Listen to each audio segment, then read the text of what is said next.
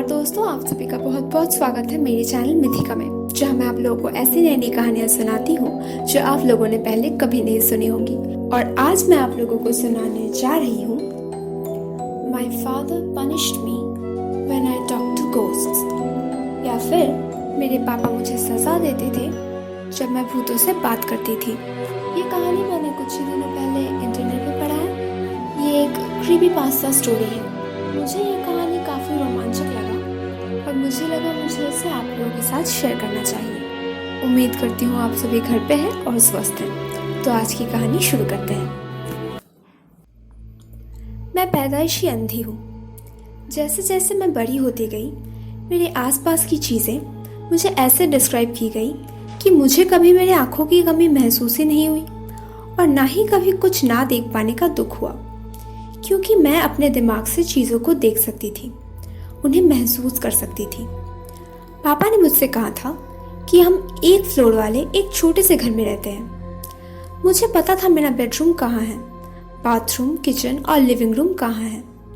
घर की हर एक दीवार का अलग अलग टेक्सचर था।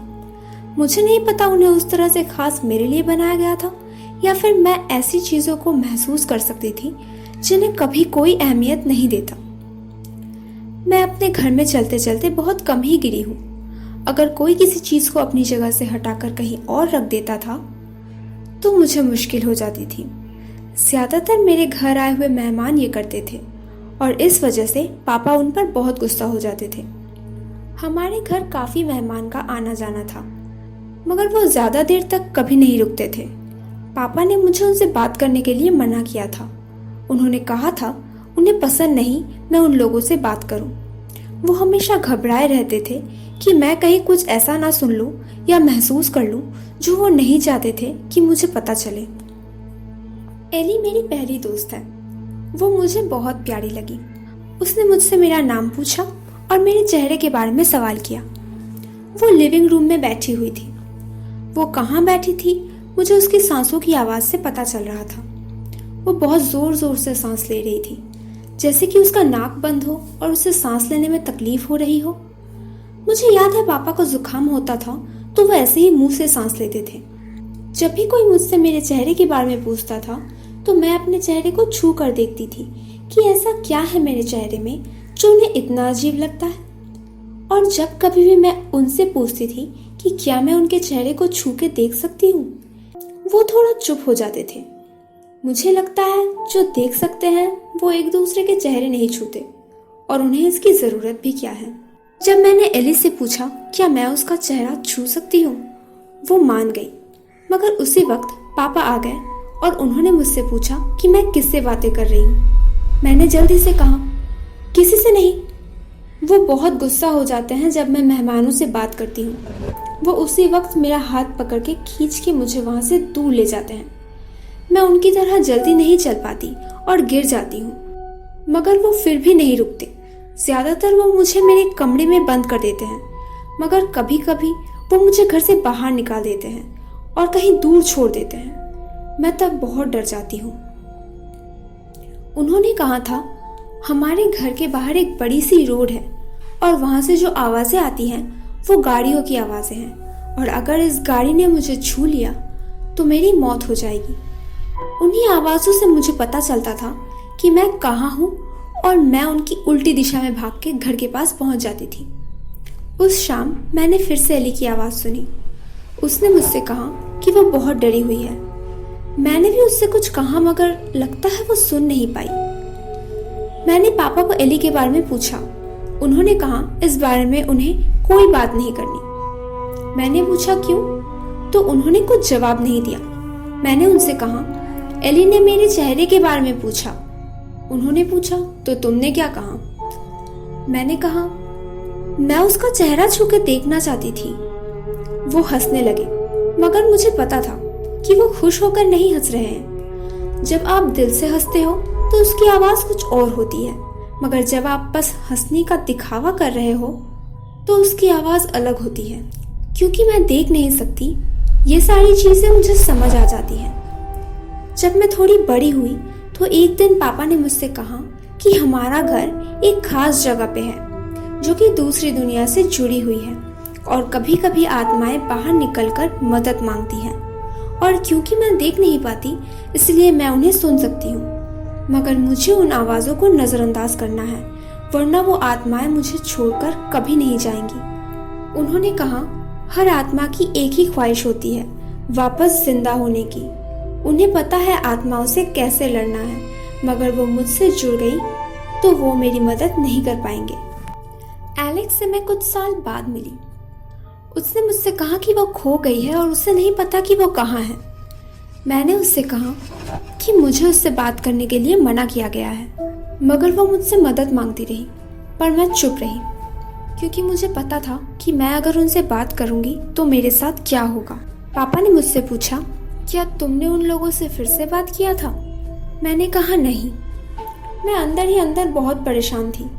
मैं एलेक्स की मदद करना चाहती थी, क्योंकि मुझे पता था कि खो जाना कैसा लगता है। उस दिन के बाद से एलेक्स ने मुझसे बात करने की कोशिश नहीं की। मैं उसे नज़रअंदाज करती रही और वो मुझे। पापा ने मुझे बचा लिया था। उस दिन के बाद से मुझे पता चल गया था कि मुझे क्या करना है। आत्माओं ने मुझे परेशान करना बंद कर दिया था। बहुत दिनों तक सब कुछ शांत था, और फिर मेरे जिंदगी में सारा आई। सारा ने मुझे उसे नज़रअंदाज करने का मौका ही नहीं दिया। मैं अकेले लिविंग रूम में बैठ के टीवी में एक प्रोग्राम सुन रही थी। मेरी मदद करो, मुझे यहाँ से बाहर निकलने में मदद करो। मैं बिल्कुल चुप रही। तुम मुझे सुन सकती हो, है ना? मुझे तुमसे बात करने के लिए मना किया गया है। प्लीज, मैं बहुत डरी हुई हूँ। मैं यहाँ पे कहीं खो गई हूँ। मुझे मेरे पापा से मिलना है। मैंने चेयर को कस के पकड़ा और मैं बिल्कुल चुप रही। वो बिल्कुल मेरे सामने आ गई और चीख चीख के कहने लगी, वो मर चुके हैं, तुम्हारे पापा मर चुके हैं। मगर मैं उसके बातों में नहीं आने वाली थी। मुझे रूम से आवाजें सुनाई देने लगी। सारा घर की चीजों को इधर से उधर कर रही थी और तोड़ रही थी। बस करो प्लीज, मुझे यहाँ से बाहर निकलने में मदद करो। मैंने उससे फिर भी बात नहीं किया। बस मैंने जाके घर का दरवाजा खोल दिया, इस उम्मीद से कि वो यहाँ से बाहर निकल जाएगी और मुझे अकेला छोड़ देगी। थोड़ी देर बाद मुझे उसकी आवाज़ नहीं सुनाई दी। मैंने दरवाज़ा बंद किया और वापस जाके लिविंग रूम में बैठ गई। टीवी की आवाज़ के अलावा बाकी सब कुछ बिल्कुल शांत था। मेरा दिल ज़ोर से धड़क रहा था, और थोड़ी देर बाद जब मैंने अपनी पापा की आवाज़ सुनी तो मैं डर के मारे चीख उठी। मेरी मदद करो, मुझे लगता है मैं मर रहा हूँ। मैंने वही किया जो उन्होंने मुझे करने के लिए कहा था। मैंने उनसे बात नहीं किया। मैं भाग के घर से बाहर निकली और मदद के लिए चीखने लगी। थोड़ी देर बाद मैंने सुना कुछ गाड़ियाँ रोड से उतरकर मेरे घर की तरफ आ रहे हैं, और फिर एक औरत ने मुझसे पूछा, तुम्हें क्या हुआ है? मैंने उनसे कहा, मुझे लगता है मेरे पापा को कुछ हो गया है, मुझे लगता है वो मर रहे हैं। फिर उन्होंने मुझसे पूछा, तुम्हारे चेहरे को क्या हुआ है? मैंने उनसे मदद की भीख मांगी। प्लीज, मेरे पापा मर रहे हैं, आपको मेरी मदद करनी ही होगी। उन्होंने मुझसे वादा किया और वो मेरे घर की तरफ चले गए। मैं वहीं जमीन पर बैठ के इंतजार करने लगी। थोड़ी देर बाद वो औरत वापस आई और उन्होंने मेरा हाथ पकड़ के कहा, आई एम सॉरी। फिर मुझे सायरन्स की आवाज़ें सुनाई देने लगी और चारों तरफ लोग भाग रहे थे। मैंने उस औरत से पूछा, यहाँ क्या हो रहा है? मगर उन्होंने मुझे कोई जवाब नहीं दिया। थोड़ी देर बाद जब आवाज़ें कम हो गई तो एक आदमी ने मुझसे पूछा, मैं एक पैरामेडिक हूँ, तुम्हारे चेहरे को क्या हुआ है? मैंने उनसे कहा, मैं बिल्कुल ठीक हूँ। उन्होंने मुझसे पूछा, क्या मैं तुम्हारे चेहरे को छू सकता हूँ? मैंने कहा, ठीक है। थोड़ी देर बाद मुझे मेरे चेहरे पे ठंडी हवा महसूस हुआ। ऐसी आवाज़ें आ रही थी जैसे कि वो कोई संतरा छील रहे हो। मुझे डर लगने लगा। मुझे ऐसा लगने लगा जैसे कि वो मेरे सर को छील के मेरे दिमाग को बाहर निकाल लाएंगे। मैं डर के मारे चीखने लगी और उस औरत ने मेरा हाथ पकड़ा और कहा कि मुझे हिम्मत रखनी होगी। मुझे नहीं पता चल रहा था कि मैं ये क्या महसूस कर रही हूँ। मेरे सर में बहुत दर्द होने लगा और मैं रोने लगी। तुम्हारे आंखों को क्या हुआ है? उस पैरामेडिक ने मुझसे पूछा।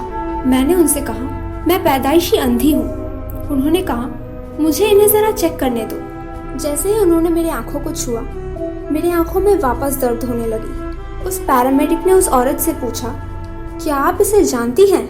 उस औरत ने कहा कि मैं मदद के लिए चीख रही थी और वही सुन के वो यहाँ मेरी मदद करने के लिए आई है। बाकी वो मुझसे पहले कभी नहीं मिली। तुम्हारे आंखों में ये चोट कब से है? उन्होंने मुझसे पूछा। मैंने उनसे वापस कहा, मैं पैदाइशी अंधी हूँ। उन्होंने मुझसे पूछा, क्या तुम मेरी उंगलियों को देख सकते हो? मैंने कहा नहीं। उन्होंने कहा, अपनी आंखें खोलने की कोशिश करो। मैंने कहा, मुझे समझ नहीं आ रहा है आप मुझे क्या करने के लिए कह रहे हैं। उन्होंने मुझसे कहा, ठीक है, मैं उन्हें तुम्हारे लिए खोल रहा हूँ। मैंने उनकी उंगलियों को मेरे चेहरे पे महसूस किया और थोड़ी देर बाद एक तेज रोशनी दिखाई दी, जिससे कि मेरी आंखों को फिर से दर्द होने लगा और मैं चीखने लगी। गहरी सांसें लो, ठीक है, सब ठीक हो जाएगा। आखिरी बार कब तुमने अपनी आंखें खोली थी? मेरा धड़कता दिल धीरे धीरे शांत होने लगा, मगर मुझे समझ नहीं आ रहा था कि मैं क्या महसूस कर रही हूँ। मुझे बहुत रोना आया और मैं रोने लगी। बताओ मुझे, आखिरी बार कब तुमने कुछ देखा था? मैंने आपसे कहा ना, मैं पैदाइशी अंधी हूँ। मुझसे कहा गया कि मैं पूरे दिन एक आई मास्क पहन के रखूं और सिर्फ रात को उसे उतारूं, ताकि मेरे आंखों को रोशनी से एडजस्ट होने का मौका मिले। मुझे मेरे आंटी और अंकल के साथ रहने के लिए भेज दिया गया। वो मुझे देखकर पहले बहुत ही चौंक गए और हैरान रह गए जब उन्होंने सुना कि मैं कभी स्कूल नहीं गई हूँ। डॉक्टर्स ने मुझसे कहा कि फिर से मैं कभी ठीक से देख ना पाऊँ, पर जो भी मुझे मिली थी मैं उससे बहुत खुश थी। मैं अपनी आंटी से पूछती थी कि मेरे पापा के साथ क्या हुआ था। उन्होंने कहा कि उनकी मौत एक हार्ट अटैक की वजह से हुई थी। जब मैंने उनसे पूछा कि वो किस तरह के इंसान थे, तो उन्होंने मुझसे कहा, वो मेरा भाई है और चाहे वो जैसा भी है, मैं उससे फिर भी प्यार करती हूँ। मेरे अंकल मेरे पापा के बारे में बिल्कुल भी बात नहीं करना चाहते थे। मैंने कंप्यूटर का इस्तेमाल सीखा है और मुझे इंटरनेट बहुत पसंद है। मुझे तो यकीन ही नहीं होता कि ऐसी भी कोई चीज़ होती है। इतने साल अकेले रहने के बाद अब मैं लोगों से बात कर सकती हूँ, पर फिर भी मुझे थोड़ी सी परेशानी तो होती ही है। मुझे कैसे पता चलेगा कि मैं जिससे बात कर रही हूँ वो जिंदा है भी या नहीं? मैं आज एक फोरम में गई थी जहाँ लोग आत्माओं की दुनिया के बारे में बातें कर रहे थे। मुझे यहाँ आकर बहुत खुशी हुई। ऐसे लोगों के साथ मिलने के बाद जो मेरी ही तरह है। वहाँ किसी को मेरा यूजर नेम बहुत ही अनोखा लगा और उसने मुझे एक क्राइम वेबसाइट का लिंक भेजा। वो मेरे पापा के बारे में था और वहाँ मेरा नाम भी लिखा हुआ था। उन्होंने मुझसे पूछा कि क्या मैं वही इंसान हूँ जिसका नाम यहाँ लिखा हुआ है। उस आर्टिकल के हिसाब से मेरे पैदा होते ही किसी ने मेरी माँ को फिर से नहीं देखा और मेरे चेहरे को एक पट्टी से बांधा गया था ताकि मैं कभी कुछ ना देख पाऊँ। और मेरे पापा को हमेशा से एक बेटी चाहिए थी। उन लोगों को हमारे घर के बेसमेंट में 14 डेड बॉडीज मिली थी। उनमें से एक लड़की भाग गई थी जिसका नाम है सारा फ्रैंक। वही है जो हमारे घर से भाग के पुलिस के पास गई थी। पुलिस को मेरे पापा की गाड़ी हमारे घर के पीछे मिली। उन्हें लगता है कि मेरे पापा अपने विक्टिम्स को हमारे घर के बेसमेंट में घर के पीछे की दरवाजे से अंदर लाते थे। सारा हमारे घर से भागने में इसीलिए कामयाब रही क्योंकि 4 दिन तक टॉर्चर होने के बाद वो मेरे पापा की बेटी बनने के लिए तैयार हो गई थी और उसे मौका मिलते ही उसने मेरे पापा को चाकू से मारा और वहाँ से भाग निकली। मैं इस बात का यकीन नहीं करना चाहती थी और शायद मैं करती भी नहीं, मगर 2 विक्टिम्स के नाम मुझे आज भी याद है, एली फार्मर और एलेक्स रिडल। मैंने इन्हीं दोनों से तो उस दिन लिविंग रूम में बात की थी, पर मुझे आज तक ये समझ नहीं आया कि मेरे पापा ने मुझे बचपन से जो कुछ भी कहा है, क्या उनमें से कुछ भी सच है। और एक सवाल जो मेरे दिमाग से जाती नहीं है वो ये है कि क्या मैंने एली और एलेक्स से उनके मरने के पहले बात की थी या बाद में। तो दोस्तों, आपको कैसी लगी आज की कहानी? अगर अच्छी लगी तो इस वीडियो को लाइक कीजिए, नीचे कमेंट करके बताइए कि कैसा लगा और मेरे चैनल को प्लीज़ प्लीज़ प्लीज़ सब्सक्राइब कर दीजिए और अपने दोस्तों के साथ शेयर करना बिल्कुल मत भूलिएगा। मैं आप लोगों से फिर से मिलूंगी अगले हफ्ते एक और नई कहानी के साथ।